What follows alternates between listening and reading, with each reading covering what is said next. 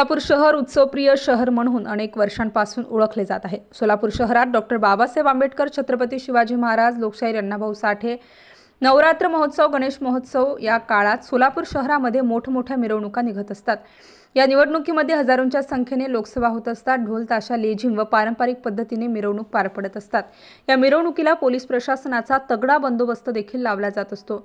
या मिरवणुकीमध्ये कोणताही अनुचित प्रकार घडू नये म्हणून सोलापूरचे जिल्हाधिकारी या मिरवणुकीदरम्यान सोलापूर शहरात मद्य विक्रीला मनाई आदेश काढतात। तो दिवस ड्राय डे म्हणून घोषित करतात। या दिवशी शहरात दारू विक्री करण्यास मनाई केली जाते। या दरम्यान वाईन शॉप, बियर बार बंद ठेवण्याचा आदेश दिला जातोय, परंतु याच आदेशाला ड्राय डे दिवशी हरताळ फासला जातोय। विजापूर रोडवरील अनेक हॉटेल धाब्यावर खुलेआम ज्यादा दराने दारू विक्री केली जाते।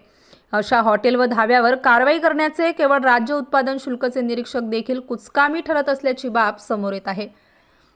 ड्राय डे दिवशी दारू विक्रीला मनाई असताना देखील दारू विक्री केली जाते। ही बाब अतिशय गंभीर असून याच दारू विक्रीमुळे अनुचित प्रकार घडण्याची शक्यता जास्त असते। परंतु पोलीस प्रशासनास आणि राज्य उत्पादन शुल्क अधिकाऱ्यांच्या दुर्लक्षपणामुळे ड्राय डे दिवशी दारू विक्री केली जाते। ड्राय डे दिवशी दारू विक्री करणाऱ्या हॉटेल व धाबा चालकावर कारवाई करण्यात यावी अशी मागणी सर्वसामान्य नागरिकांमधून केली जात आहे। आपल्या परिसरातील बातम्या पाहण्यासाठी आजच आमच्या द क्राइम एक्सप्रेस न्यूज चॅनलला YouTube वर सबस्क्राइब करा आणि बेल आयकॉन प्रेस करा। लाईक, कमेंट आणि शेअर करा।